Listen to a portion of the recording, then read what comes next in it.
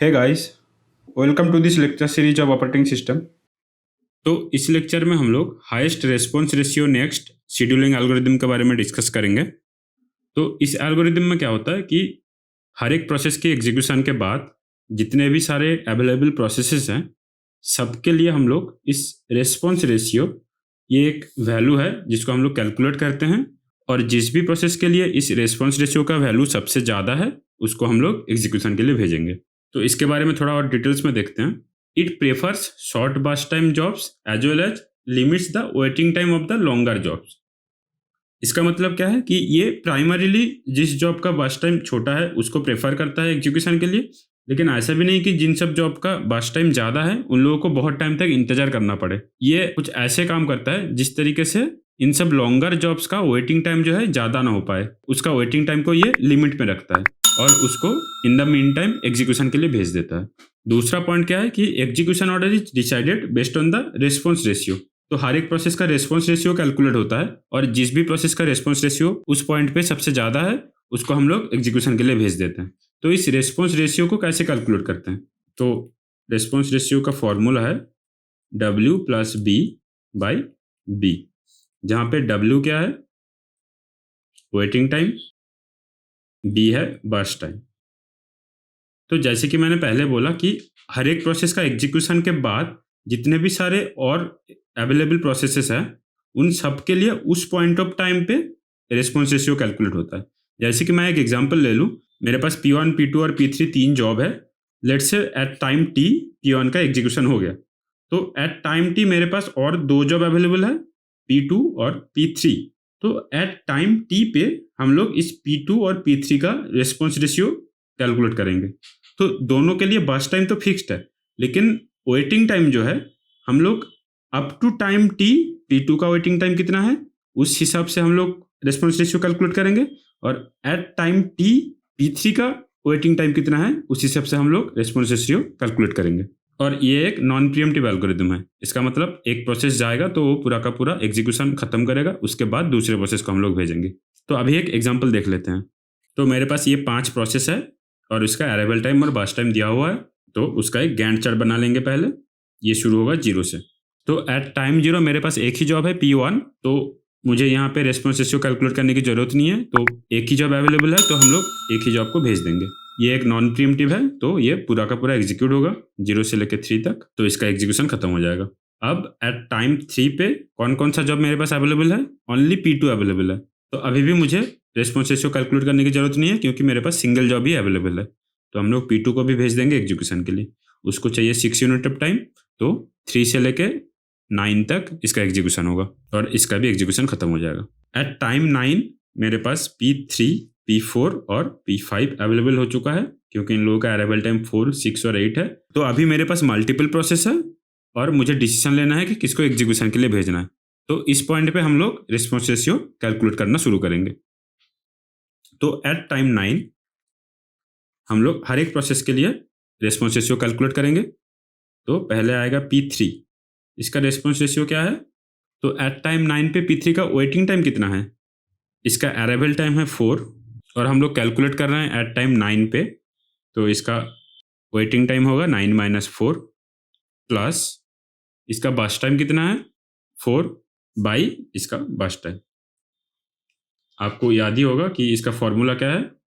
Waiting time plus burst time by burst time. तो ये कितना हो जाएगा? 5 प्लस 4 बाई 4 मतलब 9 बाई 4, 2.25।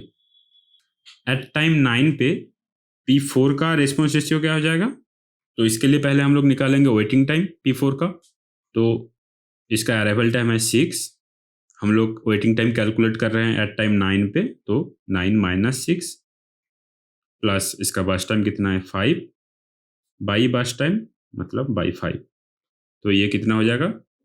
3 प्लस 5 बाई 5, 8 बाई 5 मतलब 1.6।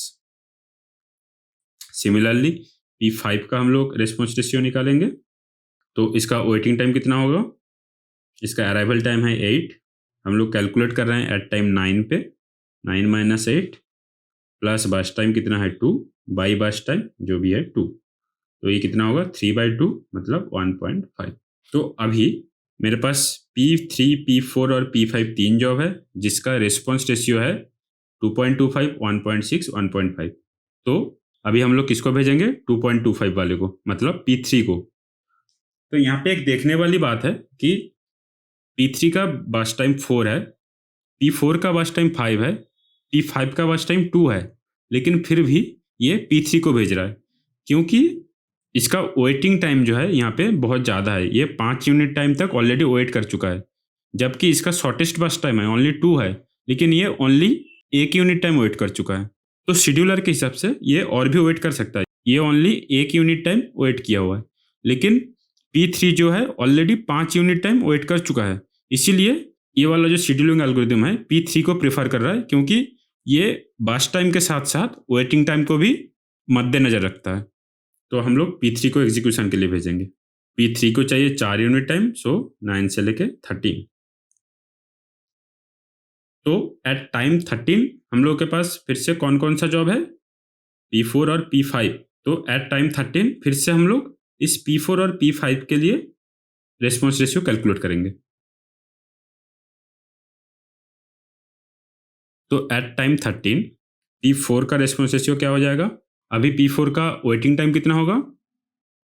अराइवल टाइम है 6, हम लोग कैलकुलेट कर रहे हैं 13 पे, तो वेटिंग टाइम होगा 13 माइनस 6 प्लस बर्स्ट टाइम है 5 बाई बर्स्ट टाइम 5, तो ये हो जाएगा 2.4। सिमिलरली P5 के लिए रेस्पॉन्स रेशियो क्या हो जाएगा? उसके लिए पहले हमें वेटिंग टाइम कैलकुलेट करना है। तो इसका अराइवल टाइम है 8, हम लोग कैलकुलेट कर रहे हैं एट टाइम 13 पे, तो वेटिंग टाइम होगा 13 minus 8 plus burst time by burst time, तो ये कितना हो जाएगा? 3.5। तो अभी किसका रेस्पॉन्स रेशियो ज़्यादा है? P5 का, तो इसीलिए हम लोग P5 को एग्जीक्यूशन के लिए भेजेंगे। इसको चाहिए 2 यूनिट के लिए 13 से लेकर 15 तक।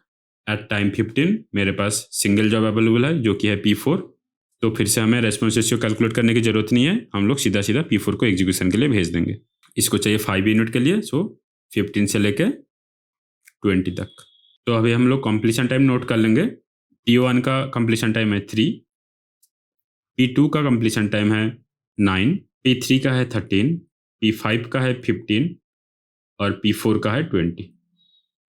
टर्न अराउंड टाइम क्या होगा? Completion time minus arrival time, जो कि है 3 minus 0 3, 9 minus 2 7, 13 minus 4 9, 20 minus 6 14, 15 minus 8 7। तो एवरेज कितना होगा? 40/5, ये लगभग 8 हो जाएगा। और वेटिंग टाइम क्या होगा?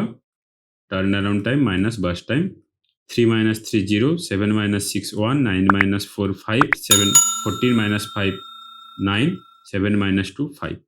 एवरेज कितना हो जाएगा? 20/5 4। तो यहाँ पे आप लोग देख सकते हैं कि वेटिंग टाइम उतना भी ज़्यादा नहीं है, ओनली 4 है।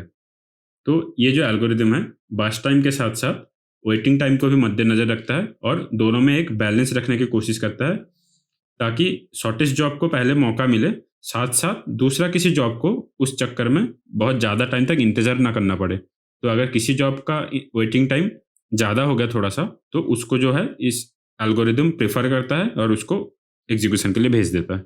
तो ये इस जॉब का एक एडवांटेज है। और इसका डिसएडवांटेज क्या है कि हर एक प्रोसेस के एग्जीक्यूशन के बाद जो जो प्रोसेसेस अवेलेबल है उन सब के लिए इसको रिस्पॉन्स रेशियो जो है कैलकुलेट करना पड़ रहा है। तो इस कैलकुलेशन जो है एक ओवरहेड है। इस टाइम पे CPU आइडल रहता है और CPU कोई काम नहीं करता है। तो आज के लिए इतना ही। उम्मीद करता हूँ कि आप कुछ नया सीख पाएँ, और अगर आपको अच्छा लगा ये वाला लेक्चर तो प्लीज़ लाइक शेयर और सब्सक्राइब कीजिए। और अगर आपका कुछ डाउट है तो कमेंट सेक्शन में ज़रूर पूछिए, मैं आंसर देने की पूरी कोशिश करूँगा। मिलते हैं नेक्स्ट लेक्चर में, तब तक के लिए थैंक यू।